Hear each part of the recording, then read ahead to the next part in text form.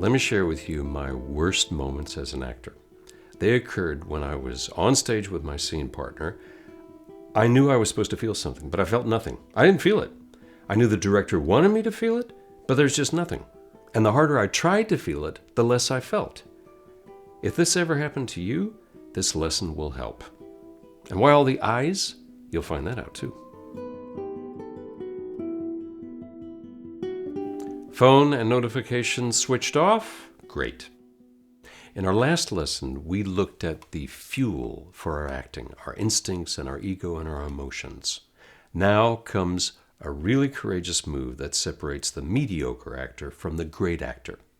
You see, great actors are vulnerable, naked. They share the parts of themselves that most people keep hidden. They let the scared, hurting parts of themselves burst out.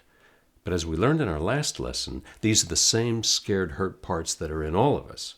We're going to have to let all those feelings out for everyone to see. We began to do that with the second Hagen exercise. Today we're going to take it even further. Because if there's only one thing I can teach you on this course is that it's okay to open your heart. Not the character's heart, your heart. Because that's who the audience will see. It'll take a lot of bravery on your part, but this is the most powerful way to receive in our 4 stages of acting. We're going to use a number of neuroacting tools today to open the heart. And these exercises will naturally lead to another skill that great actors possess, and that is the ability to focus at will for long periods of time. In the last lesson, I asked you to find a personal object that has meaning for you, so have that ready during this lesson. Don't have it? Go find it. I'll wait. When we approach a role, the writer has given us tremendously dynamic, dramatic situations. We, as the vehicle, the engine of that action, must have instruments that are sensitive to the changes that are constantly happening within that scene, so that we then can take the audience through the journey of the story that the writer and the director want to tell. This includes the stimuli that we're given from another partner. In a scene, our partner will give us a stimulus, throw up an obstacle, and we have to experience that, and we have to then fight for our position in that. That is the heart of drama, this struggle. But unless our minds and our hearts are open and sensitive, even hypersensitive and attuned to the stimuli that are there, unless we're in that state, we cannot act the scene. The heart is a fragile thing, but in neuroacting, we cast aside the old idea that when I act, I'm not myself. I'm not enough. I have to put on a character.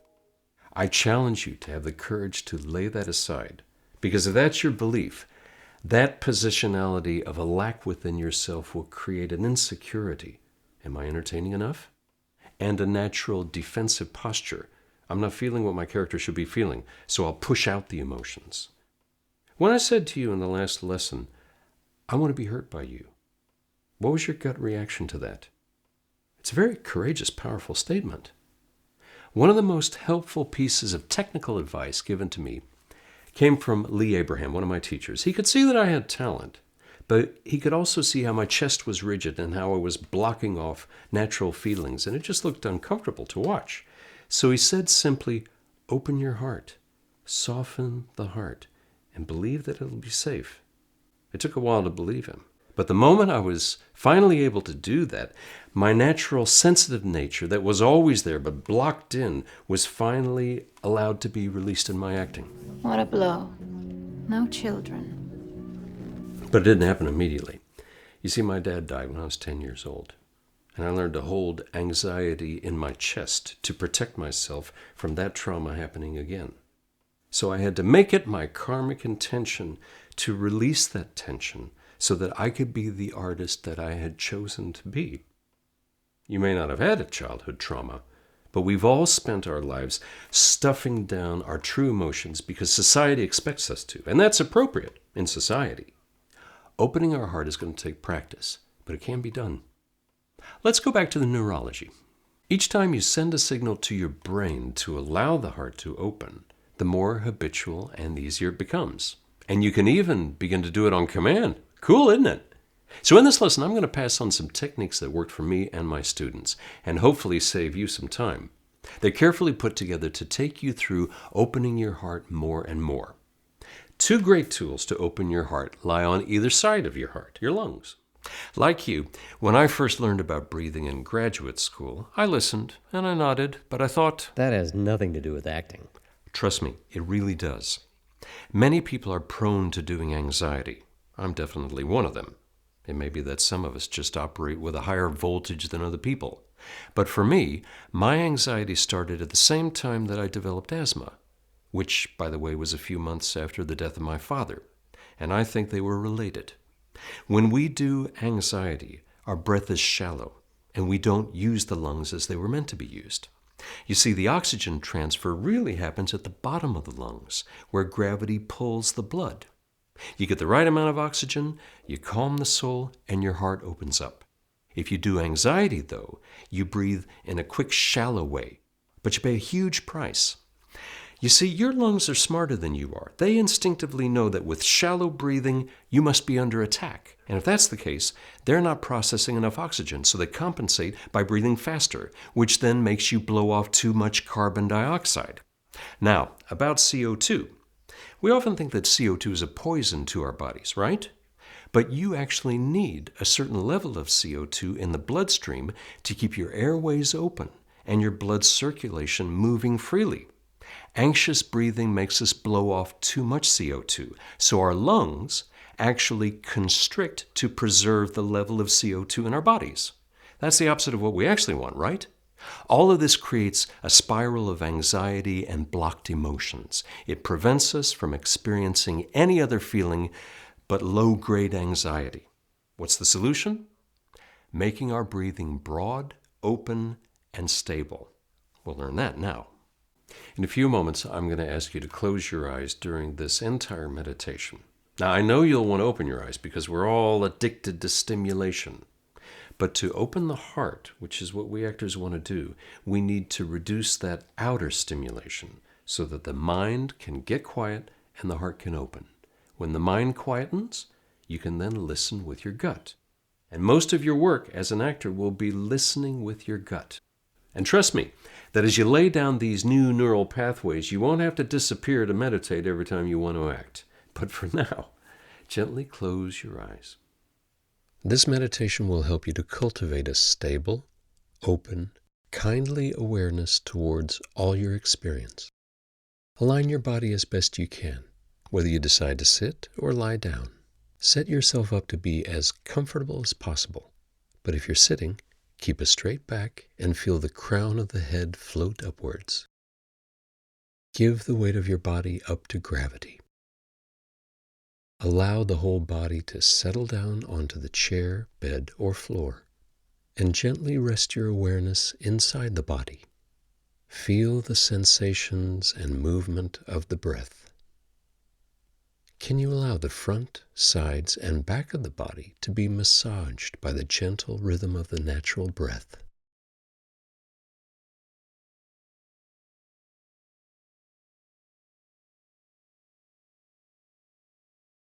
As your awareness begins to settle into the meditation, check that you are not blocking or resisting any unpleasant or painful aspects of your experience. Scan through your body for any feelings of tightness or resistance, and see if you can gently and tenderly include these in your field of awareness with a sense of kindliness. Respond to your discomfort as you'd naturally respond to a loved one who is hurting. Rest here for a few moments and cradle the discomfort in a soft and tender breath.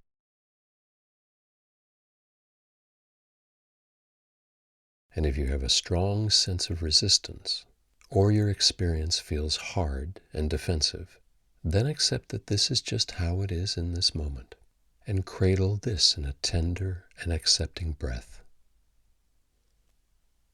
Allow the weight of the body to settle back down towards the earth with each out-breath, over and over again.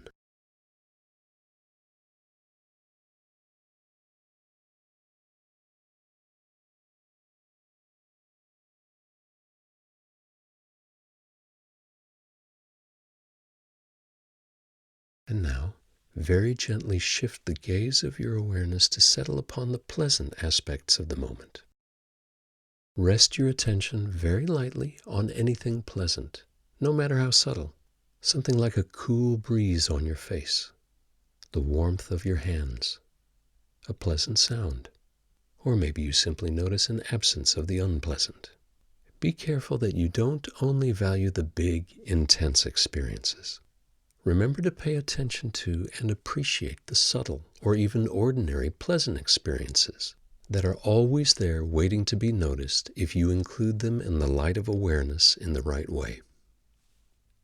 So gently scan through all of your experiences in the body, in your senses, and rest upon, dwell upon the pleasant and enjoyable.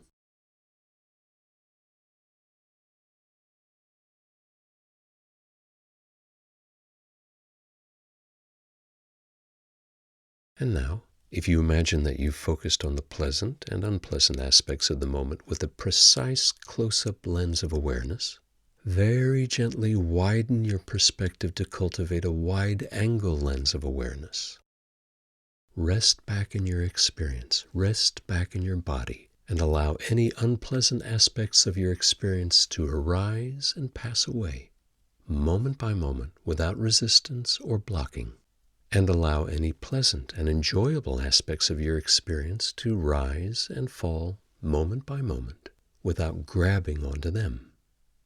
In the same way that the breath comes into being and passes away in a continuous flow of movement and sensations, allow the unpleasant and pleasant to come into being and pass away, a continuous flow of movement and changing sensations.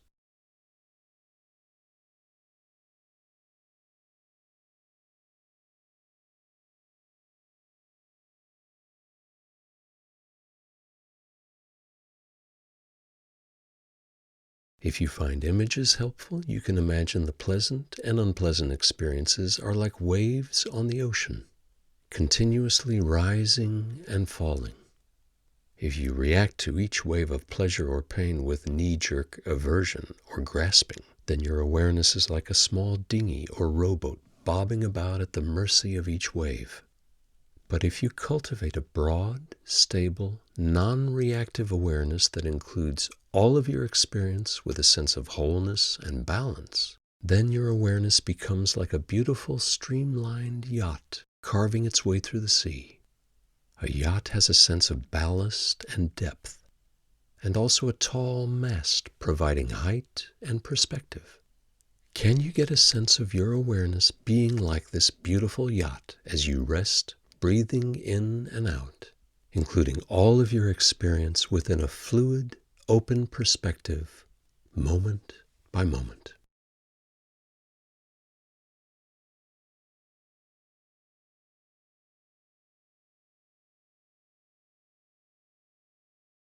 Bring a kindly, tender quality to the natural breath. On the in-breath, breathe in kindliness and acceptance towards all of your experience. And on the out-breath, breathe out kindliness and tenderness towards all of your experience.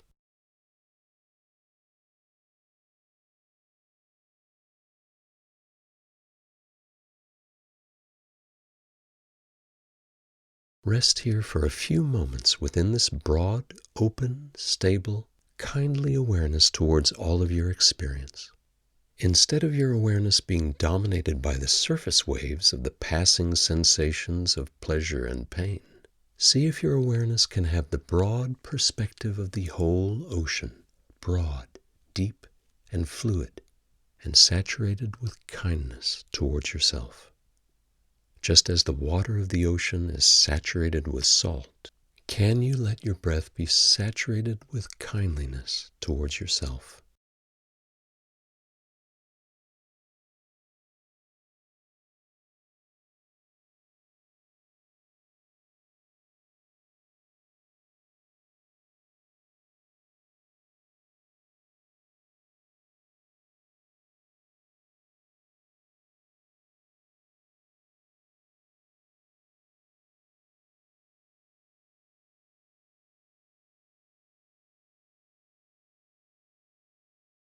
And very gently begin to bring the meditation to a close. With your eyes still closed, form an intention to take this broad and stable, more fluid perspective with you through the rest of the lesson. When you're ready, gently move your fingers a little, move your toes a little, and slowly open your eyes. Feel good? Good. You deserve to. If you ever want to treat yourself to this again, the open heart meditation is in the download section of this lesson. Let's do another exercise. Remember the personal object I asked you to find? Place it down in front of you right now. This is another exercise to help open the heart that I've used with my students. It's very powerful. You don't need to look at me during this, so we're going to take the lights down. You have an object in front of you right now, an object that's important to you. Let's repeat the steps we took from an earlier sensory exercise. Move your hand quickly over that object, then stop. What did you get from that experience? Probably not much. Again, place your hand on the object, and this time, move your hand very slowly over it. Notice the texture, shape,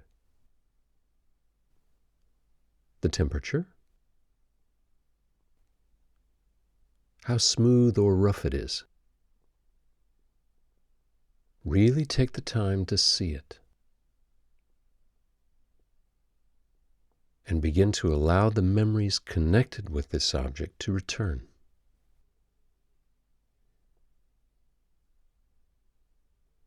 When did you receive or get this object? Remember this moment in great sensory detail. Where were you? What could you see? What could you smell?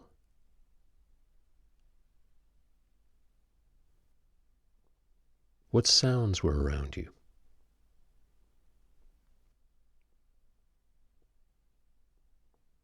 And who else was there? And how were they affected in that moment? How did you feel? Open yourself up and allow your body and breath to be affected.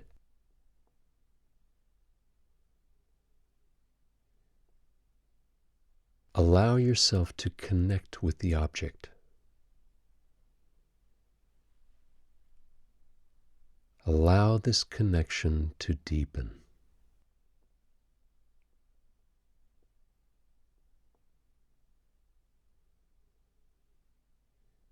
Now release those tensions and breath patterns by focusing again on the object's shape and form in the present moment, in the room where you are, here and now.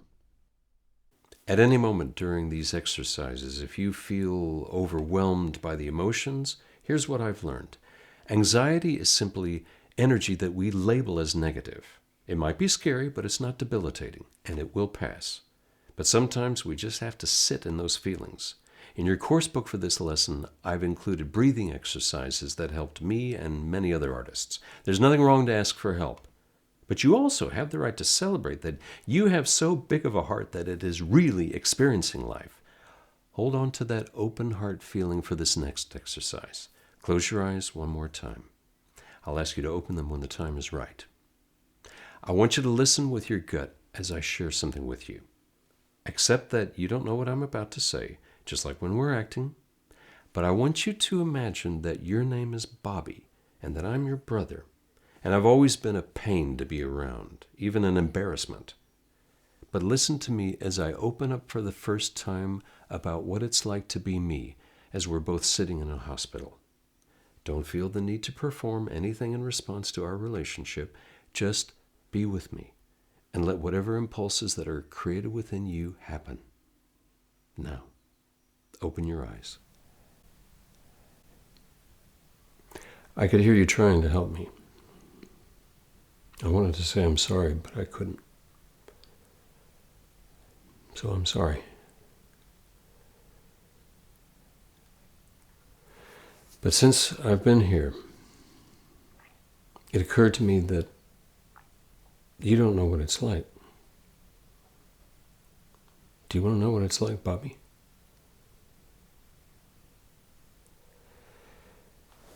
It's like all the electric wires in the house are plugged into my brain.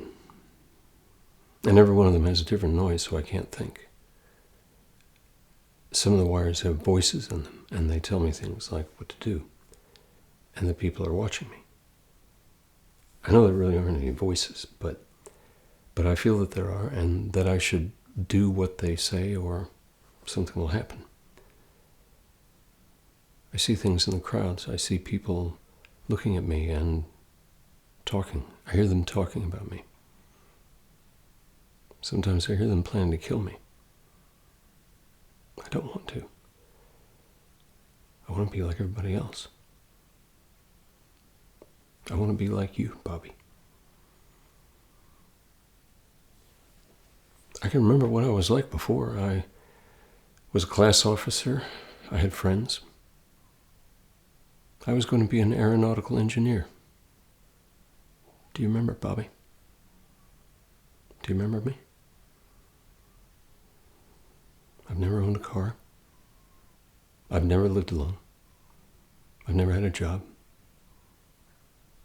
I've never made love to a woman before, and I never will. That's what it's like, Bobby. You should know. That's why I'm Hindu. Because maybe it's true. Maybe people are born again. And if there is a God, maybe he'll give me a second chance. I believe that. Because this can't be all I get. Thanks for listening. How did that feel? It doesn't matter what you felt. The main thing is to listen with an open heart and be open to whatever you're experiencing. And crucially, don't control it. Your soul will tell you what it needs to do next. Besides opening the heart, another important skill young actors find very challenging is the ability to focus for long periods of time.